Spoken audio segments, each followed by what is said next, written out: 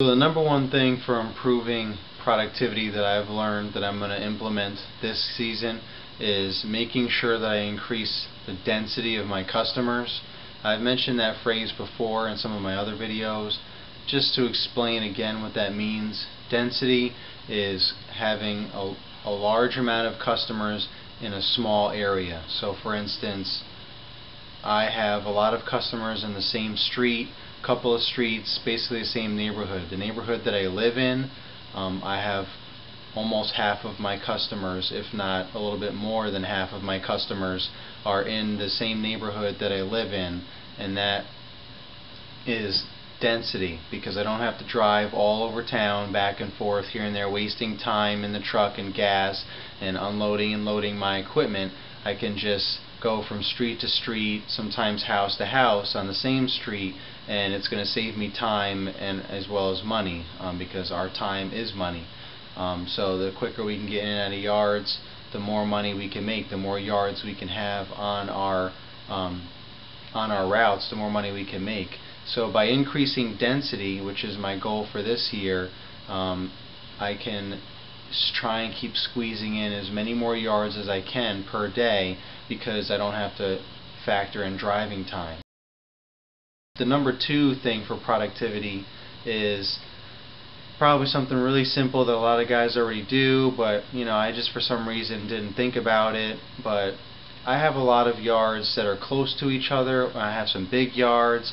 So something that would slow me down is I would run a trimmer string all the way out in the backyard somewhere, and I would have to come all the way back to my truck, which sometimes wasn't close depending on how tight the street was, the neighborhood, etc. I might have to park a little ways down, lock up all my stuff, take one piece of equipment or a couple pieces of equipment with me and take it onto the backyard or whatever to try and save time. But I wouldn't take extra string with me because I have a big gigantic spool of string, a Stihl's brand. So this way I save money that way, get the big gigantic spool, and I have that on my trailer. But I have to go all the way back to my truck and get more string and restring it and everything, and that walking time back and forth, believe it or not, tires you down a little bit, and that just takes extra time. Where if you have it with you, then if you're in the backyard, you can just automatically just go ahead and do it right there in the backyard, and you don't even have to blink an eye, and it's a lot quicker. And so just grab a whole, grab enough string that you would normally take to restring your trimmer, and just take that and just cut that off, stick it in your back pocket, stick it in your back pocket and just go. So this way you have it if you run out, because you never really know. Sometimes you can tell after a while if you're getting low, but you never know exactly when it's going to run out. So when you're getting on a big yard or a couple of yards together, then just get the string and put it in your back pocket. If you don't use it, then you don't use it. You'll use it another time. So you should have it and not need it, then need it and not have it. That's a phrase that I've heard a lot and use a lot. It's a good motto to live by. So I'm going to make sure I do that for those bigger yards and the yards that are all together this year. Number three is just make sure that you top off your gas. Again, if you're going to a bigger yard where you're going to be on there for a little bit longer than your average yard, or you have a couple of yards together or more, and you're going to be you're going to be running your mower and your trimmer and so on for a longer period of time at once, you're going to run lower on gas quicker. So just make sure you top everything off, so this way you have a full tank on everything and you can get through without having to stop and go back to the truck and gas up.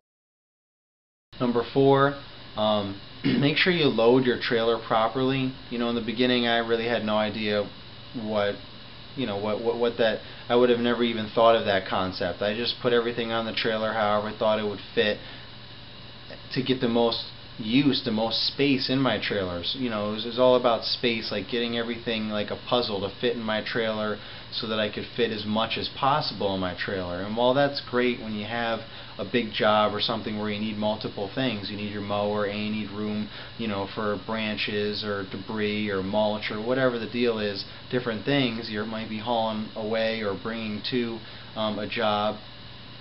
Yeah, you do want to utilize your space, but when you're just mowing and you're just going from yard to yard to yard, every day, and you're just mowing however many in a day, and you just want to bang them out, you really have to factor in what kind of yards do you have. Are you using your push mower, or are you using your big mower? Are you using both?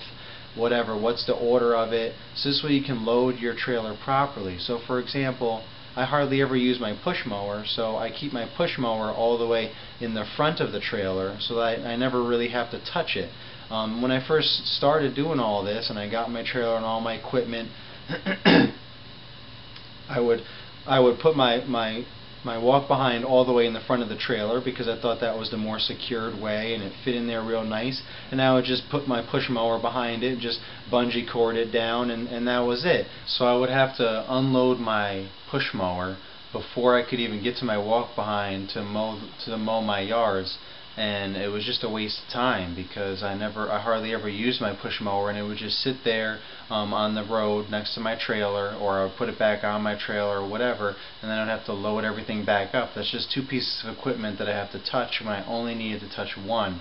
So I just repositioned all my hooks and attachments, and I just keep my push mower up front now in the front of the trailer, and then I load up my walk behind right in the back. So it's the first thing and the last thing that I have to do. So I get to my yards, I unload my walk behind, I mow my yards, and I put it right back on there, and I strap it up, and I'm all set, and I move on to the next one. I don't even have to touch my push mower.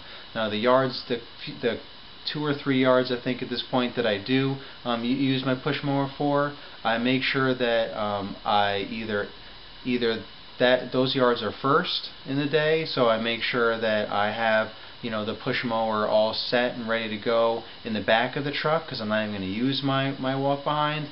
Or what usually happens is it's later in my day of the schedule, so the yard right before the yard that I need my push mower, I just make sure I reorganize my trailer. Okay, the next yard I'm going to need my push mower, so I'm going to go ahead and take my push mower out and load my walk behind, put my walk behind in all the way up front, and then put my push mower in the back, so this way I can just grab that and go when I get to the next yard, and then put it right back in. And then when I need to switch again, that's when I'll switch. So at least I'm just doing that once a week, most likely once or twice a week. I'm switching them out instead of doing it every single yard that I was doing before, always unloading everything and loading it back up. So that was something that I started to do halfway through the season, last season, just because I realized that was just wasting a lot of time and it was a pain. So that's definitely something you want to keep in mind, though, is make sure that if you have a trailer, no matter how big or how small, make sure you load it correctly so that you're not wasting your time touching too many pieces of equipment. And then finally, have the right equipment for the job. Not every yard needs a walk behind or a zero turn or anything like that. Some yards, it's more productive to just have a 21-inch push mower or a 30-inch Toro or Exmark, or even a 36-inch walk behind at the most. So you can get through a small gate into the backyard or whatever. Maybe they have a really small front yard and they have a lot of trees and bushes and different obstacles that you got to get around.